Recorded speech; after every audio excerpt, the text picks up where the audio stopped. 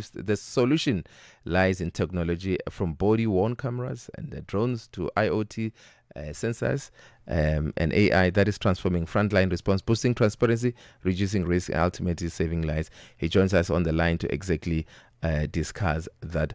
Reshaad, very good morning to you and welcome to Channel Africa. Good morning, Javulani. Thank you. Just talk us through here. Why are traditional tools such as radios, CCTVs, and manual updates are no longer enough in shielding danger or crime? So I think the first point to make, Javulani, is really around how those requirements have evolved when it comes to an accident scene or when it comes to a crime scene. So the first responder, I think there are a couple of issues that need to be dealt with. The first is, his safety or her safety. How do they show up safely to a scene and keep themselves safe, number one. Number two, how do they get to a scene and have sufficient knowledge about what's going on at that scene so that they can respond more appropriately. Additionally, you could have the right level of first responder getting to a specific scene.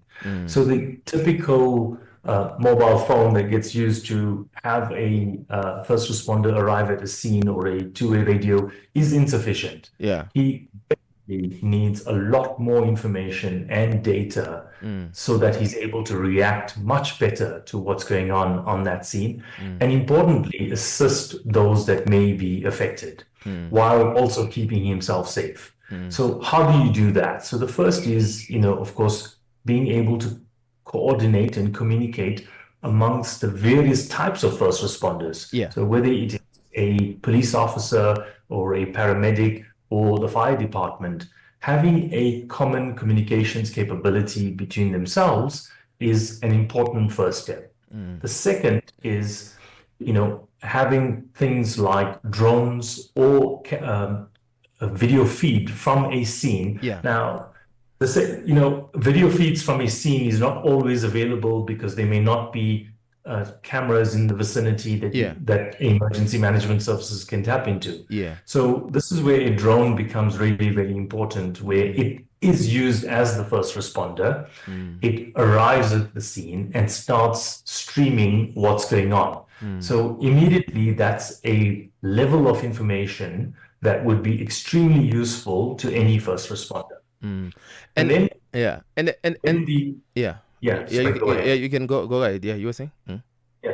So the third point is when a first responder does arrive on scene, and if he has a body-worn camera that he's using, he's able to start recording and streaming what's going on at that specific scene, so that his control room, others that are connected to that feed, are able to provide any additional support and contextual data that he may need.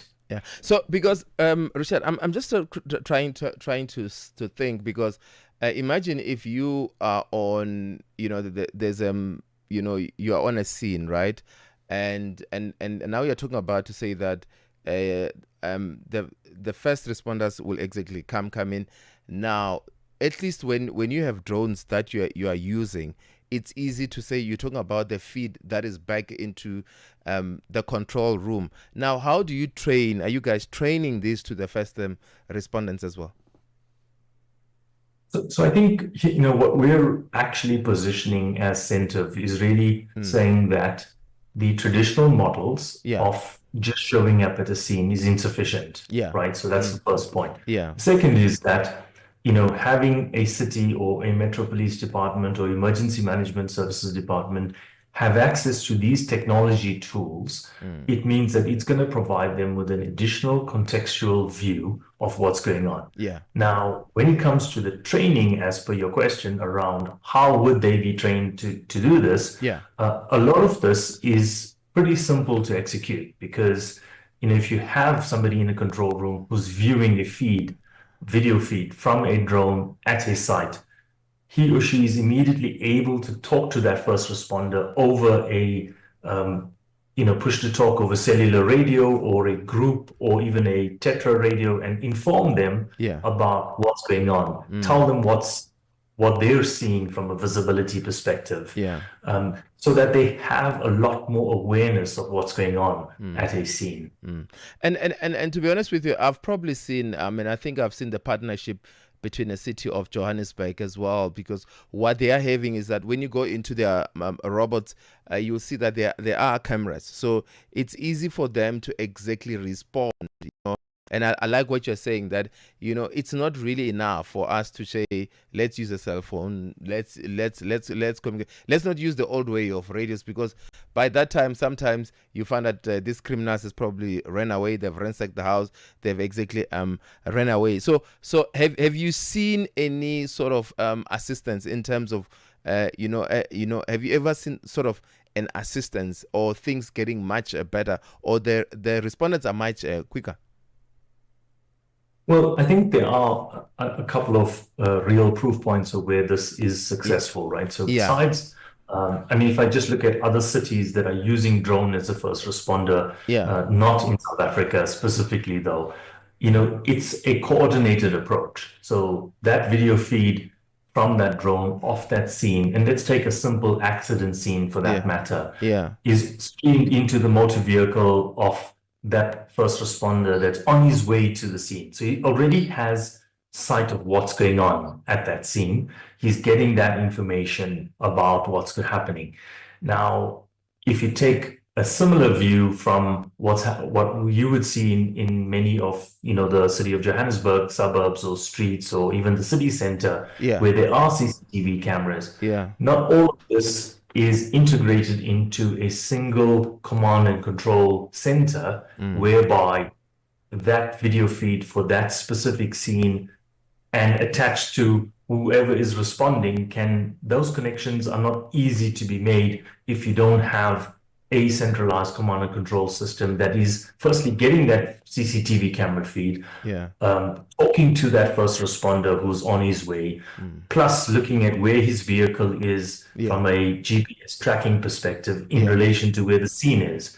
So, there is a lot more that must be done. You can't have disparate technology layers that are not connected to each other, because then you're not going to get the richness of that experience to enable that first responder to be successful. And Reshaad, I hear you. So let's talk about, talk me through about what is government's involvement. What does their policy say?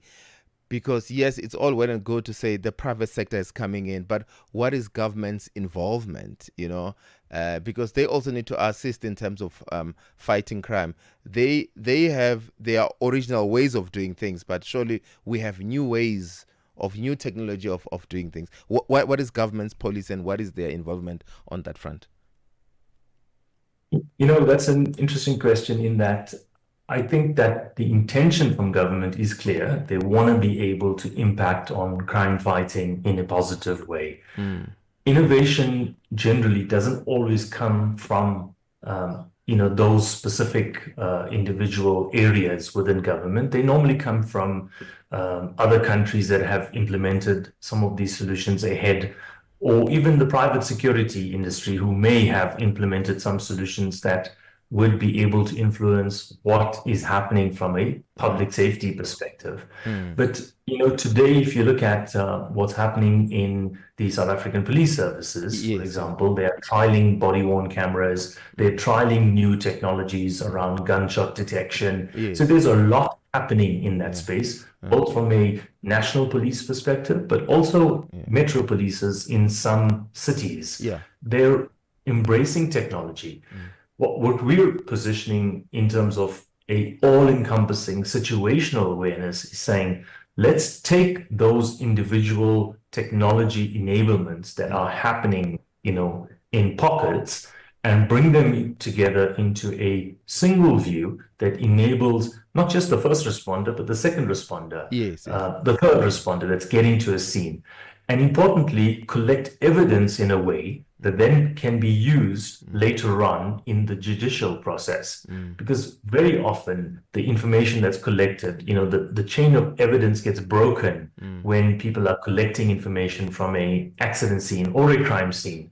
So what we're saying is, let's get that data points into an immutable view which then can be utilized later on for the purposes of prosecution, for the purposes of demonstrating what actually happened at a scene. So it really requires, a all integrated type of view for the voice feed, the video feed, the CCTV footage, the drone footage, the data from the motor vehicle with its dash cam that arrived on the scene. So all of that needs to be, aggregated into, what we call a digital evidence management system that would allow for that to be used more effectively, not just for that specific incident, but for subsequent incidents, to use it as learning experiences for those that need to respond to serious issues that are happening on our streets. Oh, Reshaad, thank you so much for coming through. That was Reshaad Sha, Executive Chairman of Sentiv. Stay tuned to Channel Africa. When we come back, we will continue in a short while. Good morning. On Tech Africa, as we spotlight the pioneers